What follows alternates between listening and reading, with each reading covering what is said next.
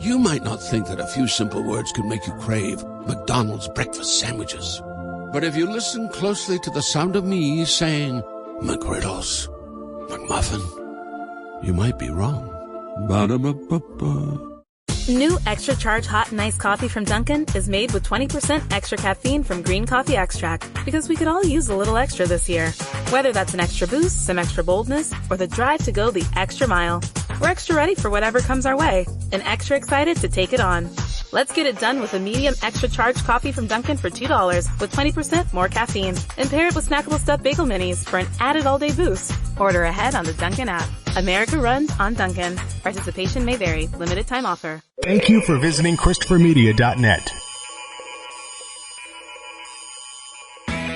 Thank you for downloading Beer Nuts for free on iTunes or from ChristopherMedia.net. Please make sure to rate Beer Nuts 5 stars on iTunes and help to tell others about Beer Nuts by leaving a comment. Thank you for following Beer Nuts on Twitter at Beer Nuts Podcast and on Instagram at Beer Nuts Podcast. Please like the Beer Nuts Podcast on Facebook to like and share Beer Nuts. If you'd like to donate to Beer Nuts, you can click on the PayPal button at ChristopherMedia.net. If you use Amazon.com, please click and bookmark the Amazon link at ChristopherMedia.net. It will not cost you any extra money, and you will help to support Beer Nuts. If you're looking to launch your own website, please click through the HostGator banner at ChristopherMedia.net. Christopher Media uses HostGator to host all of the shows produced by the Christopher Media Network. When you click through the HostGator banner at ChristopherMedia.net and sign up for HostGator, you're helping to support Beer Nuts. TheBroBasket.com. Guys are tired of all those boring socks and ties. BroBasket is the answer to the age-old question, what do I get a guy? We know that choosing the perfect gift for a man is a difficult task, but not anymore. TheBroBasket.com is here to help. We all know men are hard to shop for, but what do guys actually like? Their favorite alcohol, that's what. It could be craft beer, wine, whiskey, scotch, or tequila. TheBroBasket.com will put it in a gift basket full of their favorite gear and goodies. You can customize your own BroBasket or choose from a variety of different BroBaskets, like the Ultimate Import Sampler, the Jack and Coke gift set, or the Junior Executive gift basket. Boozless but still cool BroBaskets are also available. TheBroBasket.com gives you many shipping options to choose from, including rush delivery and Saturdays. 21 and over, please. State and local laws apply. Beer, wine, and liquor are not available for shipping in all states. You can help to support Christopher Media by clicking through the TheBroBasket.com banner at ChristopherMedia.net. Alcohol gift baskets. What men really want. Men used to be hard to shop for. TheBroBasket.com. Christopher Media, let's make some noise. Welcome to Beer Nuts, a weekly excursion into the world of craft beer, brought to you by MichiganBeerGuide.com. And now, here are the Beer Nuts. Welcome to episode number 71 of Beer Nuts. I'm here with Uncle Pete. Hey, everybody. So, this is a first for us. We are recording live on location. Recording on live. But this will be edited and aired this weekend in a couple of days. But we're really excited because we are at our favorite local watering hole, the Oak Cafe in Wyandotte, Michigan, where they are having a welcome to Founders 20th anniversary episode. Welcome to episode 2 with special guests. We're very happy to be here for the Founders 20th anniversary promotion featuring some of Founders' best barrel-aged beers. And we'll be happy to have our guests from Founders, Jason Haystack. He is the barrel aging director. And I'm understood he was actually barreling and bottling, emptying barrels today of my favorite all-time beer, Backwoods Bastard. So we're really excited to be at our favorite place and talking to some of our favorite beer people in Michigan about my favorite beer and several other great barrel-aged beers. So without further ado, welcome to the Oak Cafe in Wyandotte. We will going to taste a vertical of Backwoods Bastard and a vertical of KBS and some other great beers tonight. I'm going to hand it over to Pete. He's going to start us off with our traditional quote of the week. Before we do that, what we really want to do is invite you all to crack open a beer. Hopefully you have access to some great Founders beers. Pick your favorite Founders beer, whether it's a hoppy beer, a barrel-aged beer, a dark beer, because they make a wonderful array of great beers. So join us, and here is Uncle Pete. All right, and now we'll start off with our quote of the week. Whoever drinks beer He is quick to sleep. Whoever sleeps long does not sin, and whoever does not sin enters heaven. Thus, let us drink beer. Can I get an amen? Amen. I'll drink to that. Oh, my goodness, you guys. This is going to be an awesome event. Brace your livers, everybody, because we're about to taste some really, really good beers and some high-gravity beers. Really excited about the barrel-aged specimens we're going to be tasting tonight. Backwoods Bastard, as JR mentioned, our favorite beer of all time. We do have 2011, 12, and 13 of Backwoods Bastard. 2010, 2016, and 2017 of KBS. We got a 2013 Sweet Repute, which is a barrel-aged wheat wine. And then they have a 2011, 12, and 13 Founders Imperial Stout. So brace yourselves, brace your livers, get some extra water. We're going to need it. So, okay, JR mentioned that we'll probably talk to some of the patrons here tonight, as well as the barrel aging director from Founders. Looking forward to speaking with Jason Haystack about a little bit of history of Founders barrel aging. So with that, JR, you want to talk about the first beer, or how do you want to go? Well, for the first beer, I actually already tasted a 2010 vintage KBS, and JR also tasted it. We're having little 4-ounce pours here, so nothing, or excuse me, 6-ounce pours, nothing too large, but enough to wet your whistle and really get the good flavor. This 2010 KBS came out pitch black, with very little head, none at all in mine actually, but the aroma was still of coffee and chocolate and barrel. When I tasted it, I was surprised to find how much coffee was still left in it, and it had a really nice smoothness to it, not a bite whatsoever, but a nice smooth velvety mouthfeel. Very juicy, and just a full flavored beer. I really liked it. JR, let's hear your comments on the 2010 KBS. I'm also impressed with how the coffee's held up. Usually, it's been 7 years since this vintage, and I expected the coffee to be faded by now, and it's still very much here. I know when you have a brand new batch, like this year's batch, it's definitely a lot boozier than this, so it's mellowed out quite nicely. You don't get that alcohol burn that you do when it's fresh out of the barrel. But it's delightful and really, really compliment to the brewers at Founders for for this to hold up over 7 years is it's impressive. So great beer here. 2010 KBS Kentucky Breakfast Stout. Aged in bourbon barrels with coffee. Really a great brew. Kentucky Breakfast Stout comes out every, I think it's March, usually right around St. Patrick's Day, early to mid to late March. So really enjoying this one. We're going to move to the next vintage. Next vintage of KBS is our 2016, right? So I'm going to take a sip of this. A little bit more boozy, not quite as mild as obviously over time the booze mellows out, but really certainly not it doesn't burn in any way. It's but you can tell that it's fresher and still loads of tons of great coffee flavor and much different than the 2010, and then it's just the other flavors are more enhanced. So I'll let Uncle Pete give his opinion now on the 2016 vintage. Right, JR, I couldn't agree more. This one, for me, on the appearance, had quite a bit more carbonation than the 2010. The 2016 KBS was very, I would say, very warm when I first tasted it, meaning warm from the alcohol. Much more of a sharpness to it, not as smooth as the 2010. So the alcohol, to me, is actually masking some of the chocolate and coffee flavor.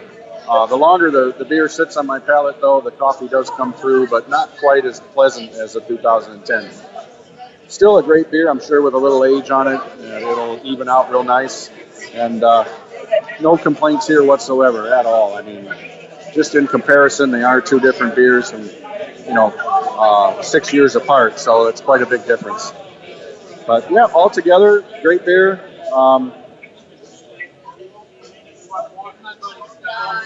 That's how we can move on to the 17, JR, and we'll go from there. All right, we're moving on to the 2017, and I just took a sip of this. It's delicious. I'm really surprised if you would have blind tasted me. I would have thought the 2016 was a little bit more boozy. This one's a little bit mellow, milder. I don't know, maybe just barrel variants, but really smooth. Maybe they really nailed this vintage here. It's, and not to say, I mean, they're all incredible, but I actually think this is maybe just a tad less boozy than the other one. It's really, really tasting good right now. Nice, mild, mellow, no burn at all. Tons of coffee. Boy, I'm not going to sleep well tonight after all these coffee beers, Pete.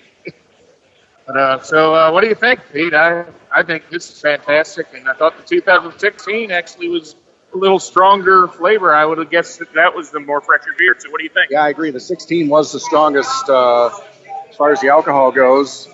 17 was much smoother. When I look at the head on the 17, it does have, to me, slightly a little more darker tones to the head foam, a little more brownish, darker tan. But this 17 seemed a little smoother to me. So, again, all three of these beers, nothing to complain about. If I had my druthers, I'd probably drink more of the 10 just because it's got the age on it.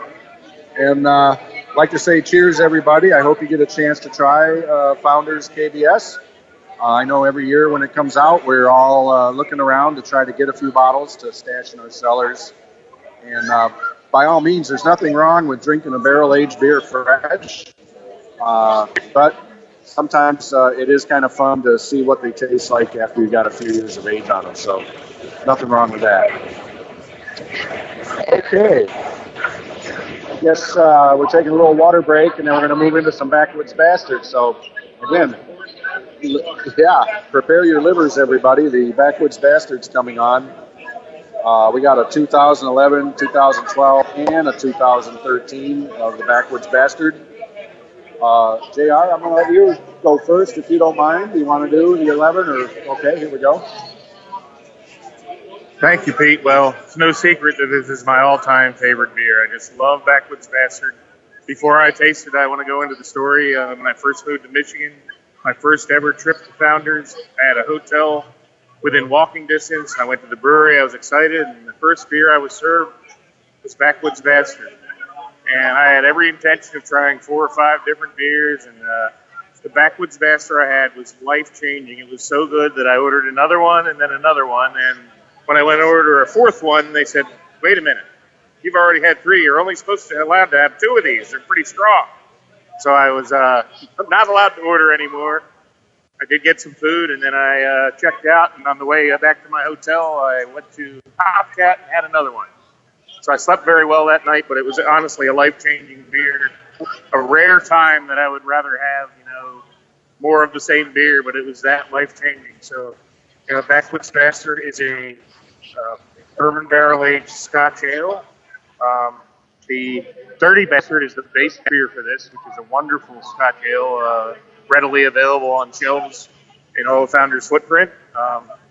And it only gets better when you put it in bourbon barrels and age it. So really excited that my favorite beer is in the house tonight. And we're going to start off with the 2011. So I am delighted to take the first sip here. There's just a little nice amount of sweetness here. Just so good. That sweet malty flavor. There's really hops aren't much of a factor here. It's all malt and lots of it. Sweet, malty, and boozy. 2011, definitely not hot, not booze, not an alcohol burn at all. Really, really easy to drink. It just glides right down my throat. And honestly, I'm having visions of that first one I had at the brewery that, like I said, was kind of life-changing for me. So I know a lot of people favor the more, KBS is probably a more popular, more revered beer and maybe a little harder to get. But for me, Backwoods it tickles that spot for me. I love it. Can't get enough of it. And the 2011's held up quite well. Nice and mellow and real easy to drink. Real cloud pleaser here. So I'm going to let Pete give us his opinion on this 2011 Backwoods Bastard. I love this beer. I love Backwoods Bastard. And one of the coolest things here with Backwoods Bastard, and I can't wait to try all 3 years here, but this first one that John just tasted, I just took a sip of the 2011. Very, very smooth, lots of caramel. And, this base beer, the base beer is a Scotch ale or a wee heavy, which is typically a great malt backbone on a regular Scotch ale or a wee heavy. But, if you put this in a barrel, and like Founders did, and it really ups the complexity and the different notes of flavors that come through, whether it's the caramel or you start getting a little bit of that oaky, woody influence from a charred oak barrel. It's really interesting, and it just takes a basic Scotch ale and takes it to a whole nother level. So very exciting to have these Backwoods Bastard versions tonight. The Dirty Bastard Scotch Ale is the base beer. And if you haven't had that, it might be fun to try one of those and then try the Backwoods Bastard, the barrel-aged beer. So again, the 2011, lots of nice caramel, lots of nice influence from the barrel, very smooth, and a great addition to a base Scotch Ale beer. All right, JR, here you go. All right, I'm super excited for this one because this is the 2012 vintage. It is that exact beer that I tried at Founders Brewery on my first ever visit. It was in late 2012 when this beer was released, and I'm going to taste it. I might add that it's kind of a murky brown, like a dark brown, but I can tell you from tasting this one, it's way more complex than the 2011. Maybe that's why I liked it so much, because I think this might have been one of the best vintages. There's a lot of complex flavors here. I mean, it's like layers of different levels of sweetness, a lot of caramel, maybe even almost tastes like cinnamon, which I know it's not in there, but maybe the aging process has brought that out in it. But man, I mean, there are just lots of complex flavors in this thing. Layers of different great flavors here from the malt. And before I go on, just a little bit of history with Scotch ale. The reason the Scotch is so good to make malty beers is Scotland's in the north of the United Kingdom, and back in the day, the hops used to come into the southern ports of the United Kingdom, and London would raid most of them. And by the time the hops made it to the north of the country, there were almost not many left. So the people in the north that really were kind of deprived of a lot of hops, they got used to making beers with very little hops. And so the hop influence in northern Scotland, their beers tend to be almost no hop influence because, simply put, there were no hops left. The south part of the country made all the India Pale Ales. But it's a great thing because these are beers that I revere and enjoy. So the 2012 arguably might be the best vintage of this beer. What do you think, Pete? Well, so far, I'd agree. Compared to the 2011, this has much more sweetness, much more. It's got like a cinnamon influence. I don't know where that comes from. I don't think they put cinnamon in it directly. But if that's what happens when you barrel age this beer, it's interesting from year to year the differences that you can get in the flavor notes. So good catch, JR. I agree 100%. I'm picking up a lot of sweetness and a lot of cinnamon in this one. I can't wait to talk to the barrel director and inquire, what causes some of the differences in the flavors that are put into the beer from the effect of the barrel. So, maybe I think KBS uses Jack Daniel's barrels. Is that right? I think so. And then I wonder what kind of barrel Backwoods Bastard uses. It does. Right. We'll find out soon. So we'll talk to the barrel aging director. So let me go on and I'll try the 13 Backwoods Bastard next. And I'll tell you what. The first one was fairly clear, the 2011. The second one was a little bit cloudy. And this 13 seems quite clear as well. So let's give it a taste.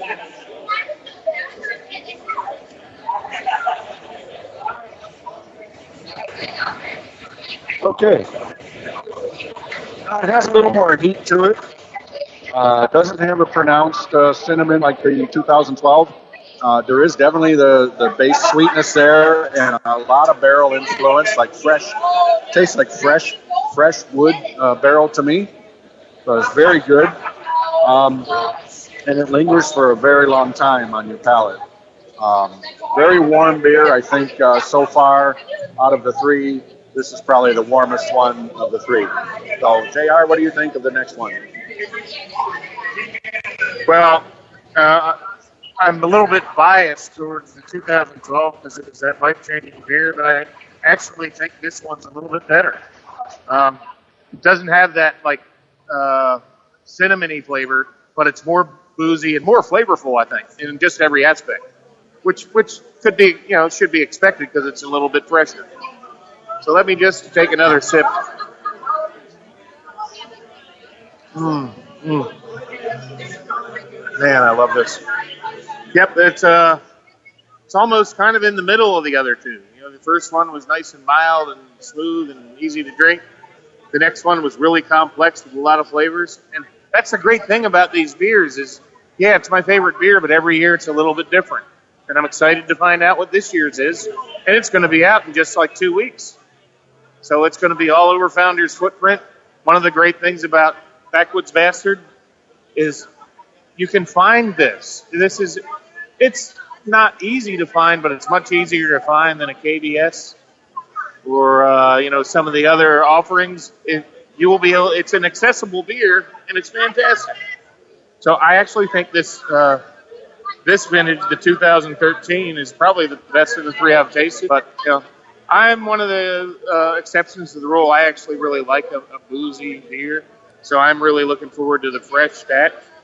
And I purchase 2 full cases of this beer every year. I might have to go to multiple outlets to find that kind of quantity, but I cellar 1 case and I drink 1 case over time. And I'm really delighted that this will be year 5, where I will have, after this year, almost probably up to a case each of the last 5 years. So I'm going to have some serious 5-year vintages coming. So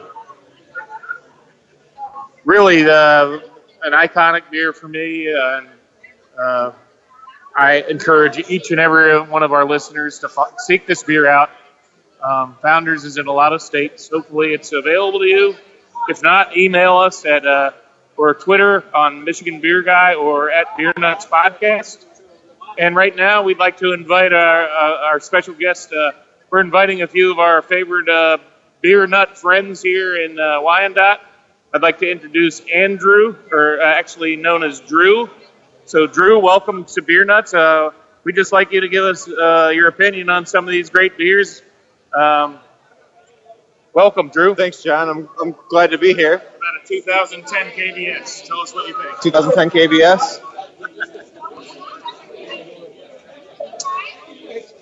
I'm actually pleasantly surprised by this one. It tastes almost like a regular breakfast stout. There's a lot of coffee there, but the barrel is falling off.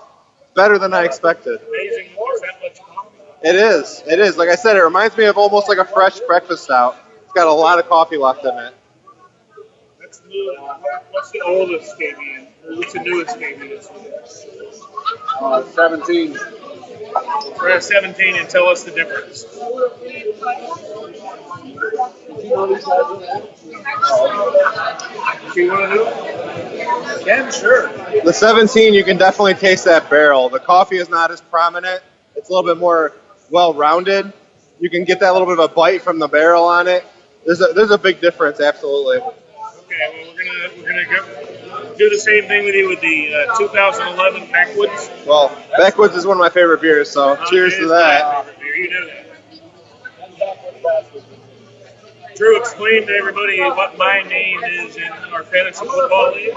Your name is the Backwoods Bastards, What and is your name? my name is Hazed and Confused. All right. And the Backwoods Bastards are kind of bastards to me right now. You beat me by 1 point last week, so not very happy about that one. But this is delicious. I'm actually pleasantly surprised.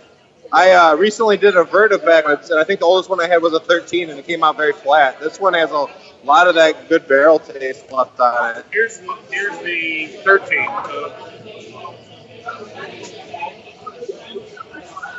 Yeah, this is pretty much what I expected. Like I said, the one I did in the vert was the same. This thing comes off as very flat. There's no barrel left on it. It's kind of thin. A little bit disappointing, to be honest. Really? Malty, but I like a little bit of that bite to be left in it. Well, The 10 has more of a we bite. don't want you to end on that. Really want your opinion on this one. This is the middle one, the 2012. The 12 is good. Much more complex. The 12 is much more complex. I feel like there's a little bit more spice in there. Yeah, almost like a cinnamon. Yeah, there is a little bit of a cinnamon, nutmeggy. It's got more going on, absolutely. All right, well, before we leave, tell everybody what the prize is for winning our fantasy football league. Oh, the prize would be how many?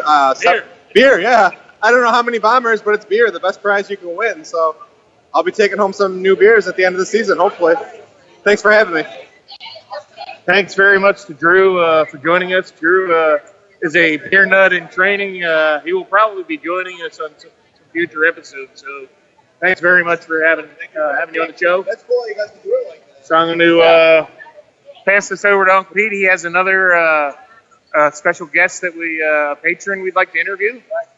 So one of the great things about doing this live from one of our favorite watering holes is we can talk to everyday beer drinkers and see what they think about these beers. So here we go, Pete. All right, I want to remind the listeners, part of the reason we're here tonight as well is I retired after 33 years in a 33-year-long career, and I have a partner here, my friend Ken, came to join us tonight at Oak Cafe here in Wyandotte, Michigan, and he retired from the same company as myself as well. So we've been partying for like a week now, and we're having plenty of beers. Awesome. So Ken, I just wanted to ask you, first of all, what do you think of having a local watering hole that puts on an event like this right here?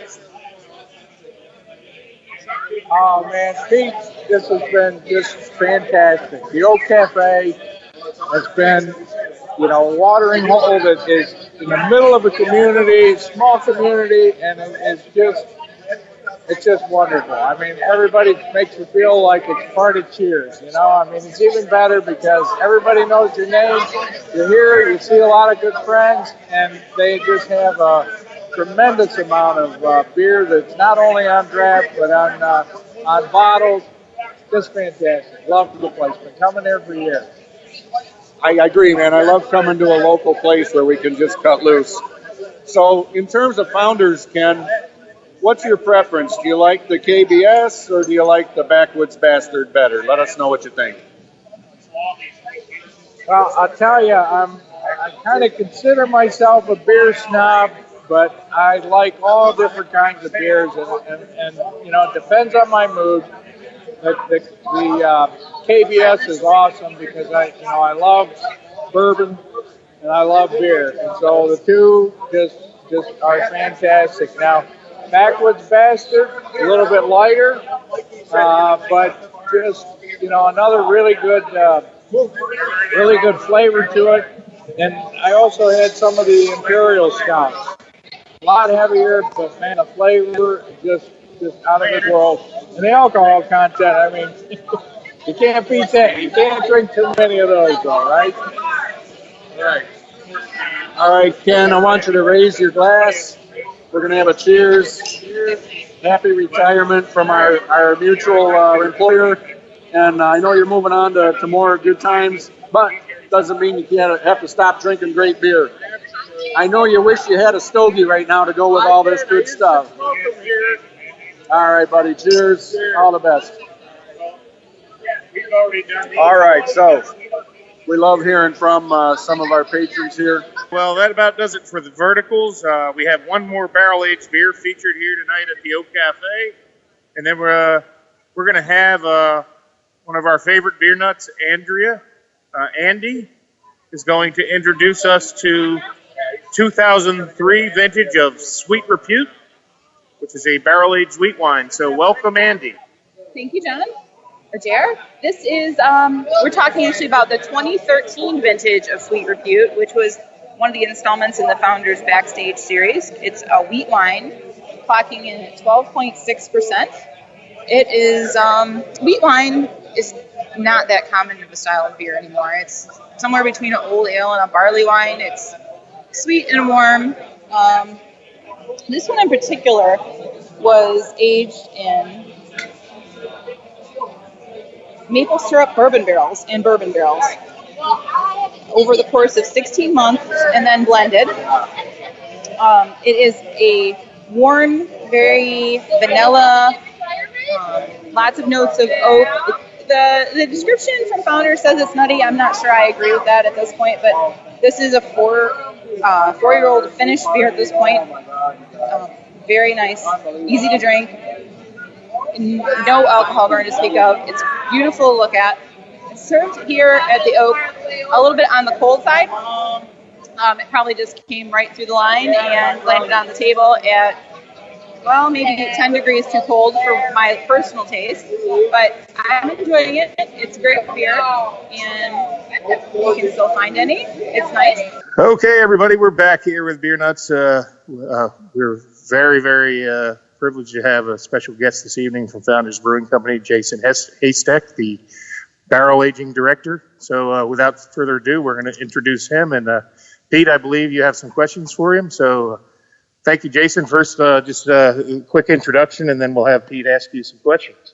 Cool, yeah. I'm Jason Haystack. I'm the Vice President of Planning, Packaging, Brewing Logistics, and lead guitar for Founders Brewing Company. One of my responsibilities is our barrel aging program.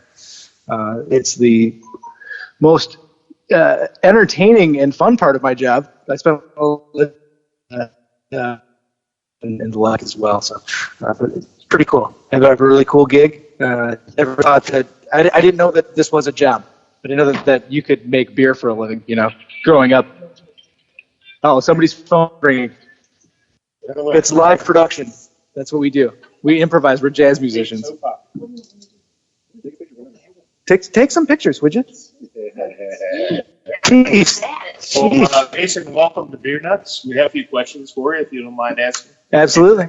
So, Pete, we gotta pass it around. Okay. Yeah. Take one down, pass it around. Yeah, we're good. Well, we need to get you an interview when you're done. So. I know. All right, so thanks again for being with us, Jason. And I mean, we love the barrel-aged beers, and we're having such a good time here at the Oak tonight, and really appreciate you coming down from Founders to join us. And a lot of questions, you know, a lot of people have a lot of questions. JR and I thought we'd ask you a few. You know, why would we want a barrel-aged beer? Okay, so barrel aging in general. So the perspective that I like to come from, and I think that Founders is the same way, is it's an opportunity to get different flavors into a beer that you can't otherwise get, right? So we do lots of bourbon barrel aging. If you want a beer to have some bourbon kick to it, right, then there's one way to do that, and that's aging in some bourbon barrels. You get some woody characters, and of course all the vanillins and the things of that character. You can get some of this stuff by using wood alternatives or, you know, oak chips. But really, I mean, to me, the most full flavor comes from the bourbon barrel themselves. Like we have used some other barrels, but the majority of our stuff is bourbon barrel aged. Right, and we know there's a lot of different barrels out there. You got bourbon barrels. We've seen beers coming in rum, beers that are aged in rum barrels now, and all kinds of different things.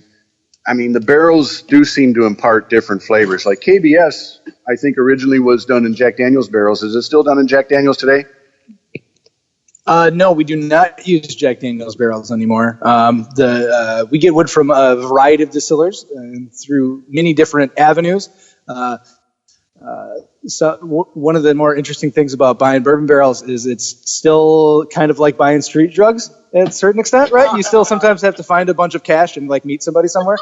That's a real thing. But no, we don't use Jack Daniel's barrels anymore. I do not really care for the quality of their cooperage.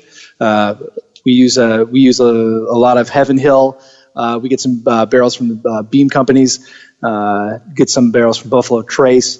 But we do procure everything through some third parties and some cooperages who make sure that the barrels are actually ready for us to fill them when we receive them.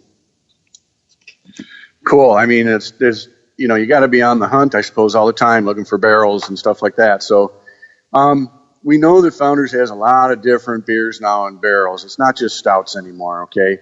We know that you've got Fruitwood, you got DKML, you got Ridiculous, Backwoods Bastard, Doom, KBS, I said. And so it's not just for stouts anymore, right? I mean, what's on the horizon? Are you guys reaching out now to look at different beer styles that may be going into wood? Yeah, so I mean, we've had some success with some non-stout varieties. I mean, just in this past year, we've released several of the beers that we talked about. The DKML, which is a malt liquor that was actually dry hopped post-aging. We also did the Doom, which is a double IPA, again, that we dry hopped after we took it out of barrels. She gets more of that fresh hop flavor in there. Fruitwood, which was a cherry ale that we aged in some mixture of bourbon barrels as well as the maple bourbon barrels that we procure from some friends of ours. So, I mean, I think that there's more to deciding what kind of beer to age. It's you can do things other than stouts, and you can do things other than barley wines. We've had some success internally on some all volume things with super low alcohol things, just to get, you get some woody flavor on top of a nice little golden cream ale or something like that. It just makes it a little more interesting, and not even, turning a 5%. The goal is to not necessarily turn a 5% beer into a 10% beer, but maybe to turn a 5% beer into a 5% beer that tastes like bourbon, right? Which is kind of a trick. Yeah, I was commenting with JR earlier on the podcast tonight, when we were drinking the Backwoods Bastard. This is a base Scotch ale, right, from Dirty Bastard, yep. And then you barrel age it, and the level of the multiple levels of flavor that come out. If you just had a basic Dirty Bastard and set it vertically next to a Backwoods Bastard, I mean, you start to get all kinds of vanillas and cinnamons and a little bit of wood and all those different things that come through. It's fantastic. We were wondering about storage, and we hear that there's, caves under Kalamazoo or something where you guys are storing barrels. Can you tell us a little bit about the storage? Yeah, so we have a few different places where we keep our barrels now. We are fortunate to have a former gypsum mine located just a few miles in a secret location from our main site in Grand Rapids, Michigan. The mine is really, really cool. It's a neat experience. It's about 100 feet underground. It's naturally about 50 degrees high humidity. We chill it a little bit for the space that we use our barrels, we always keep everything cold.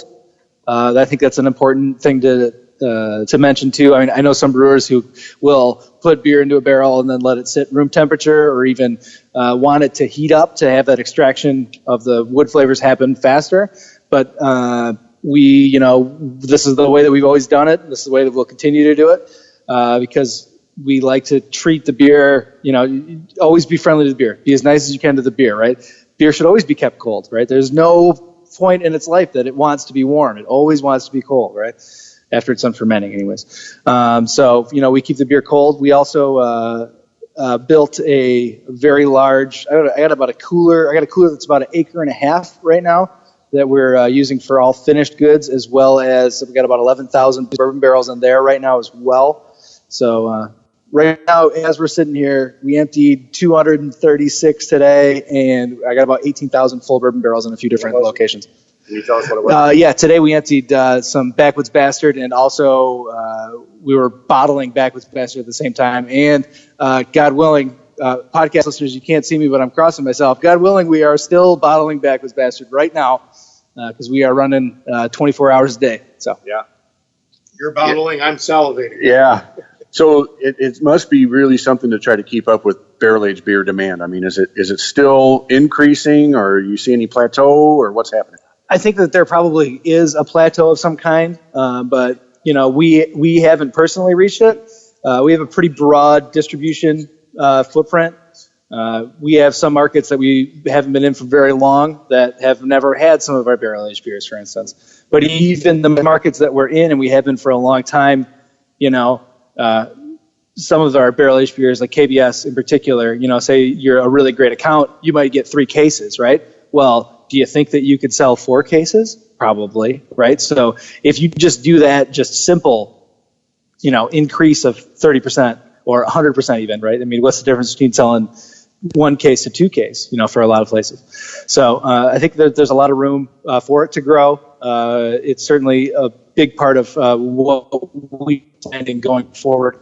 It's also, they're fun beers to get into people's hands, and people want to try it, so why not let them?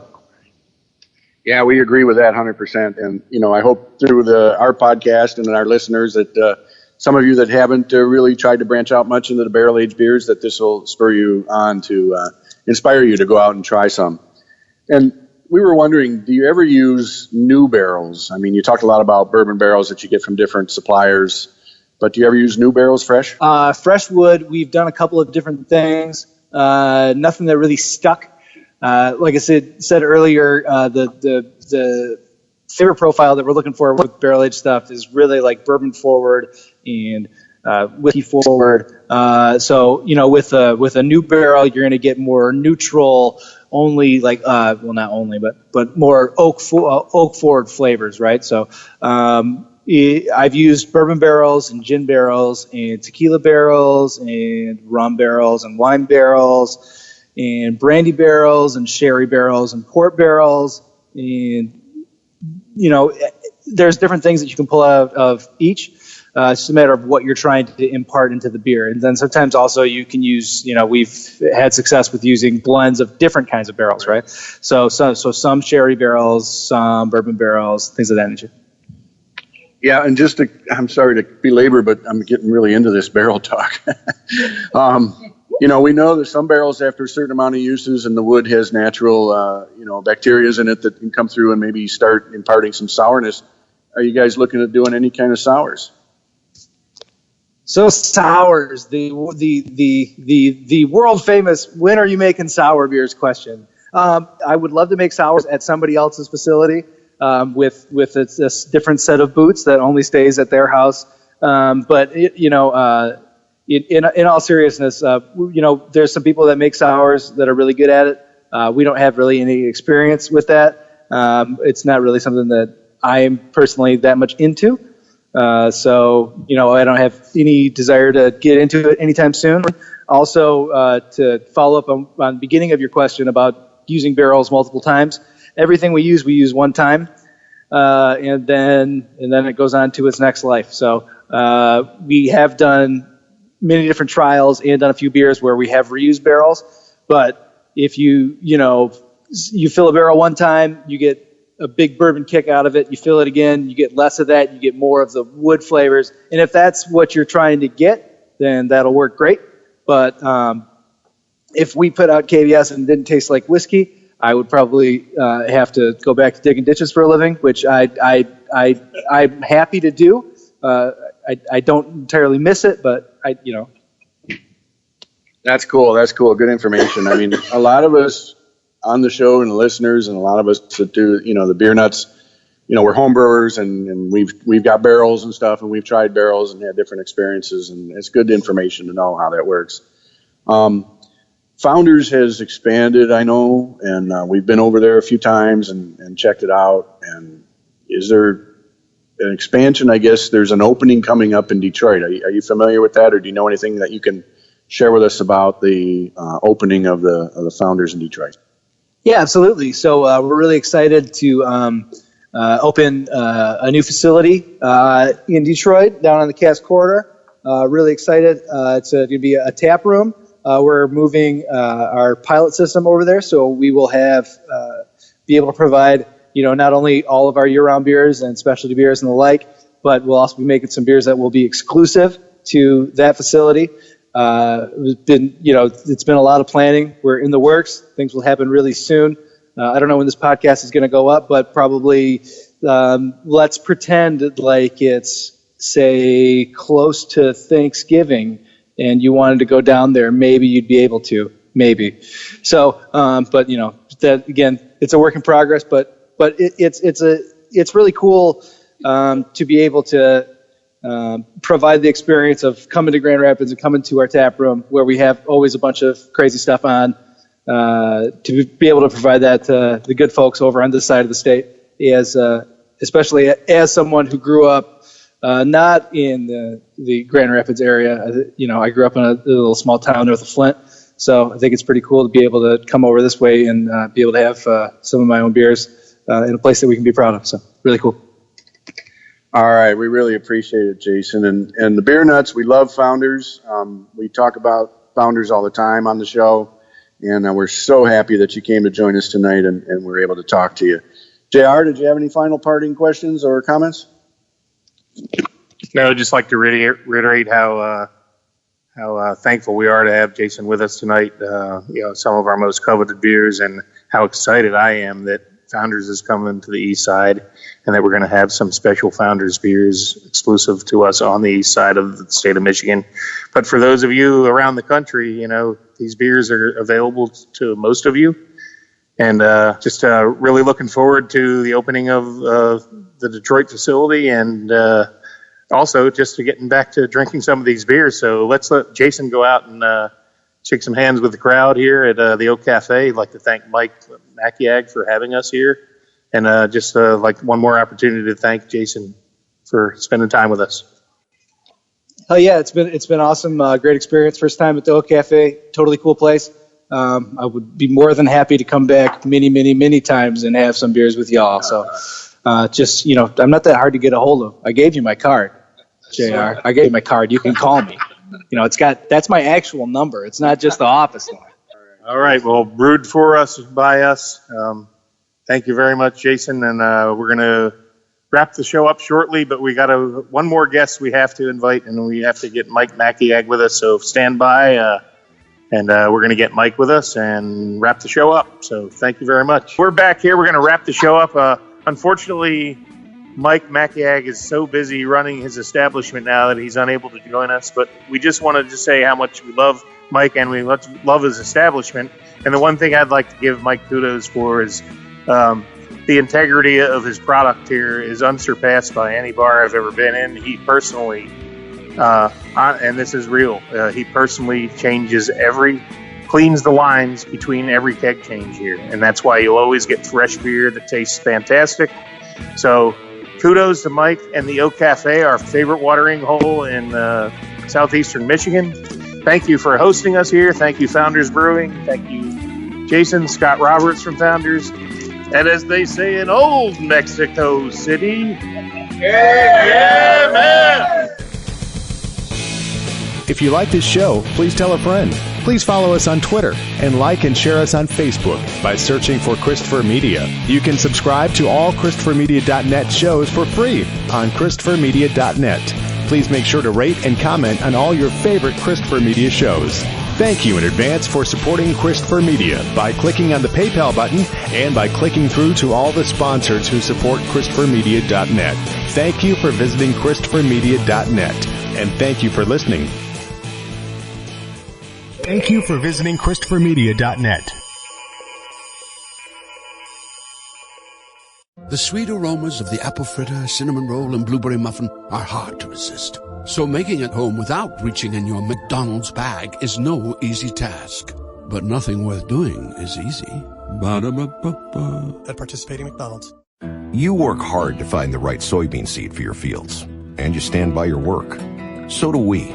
That's why we put our soybean seed through strenuous testing and provide precise varieties and expert agronomic support for your operation. Ask your authorized retailer or your BASF Agronomic Solutions advisor about Credenz, because credibility isn't just part of our name, it's our commitment.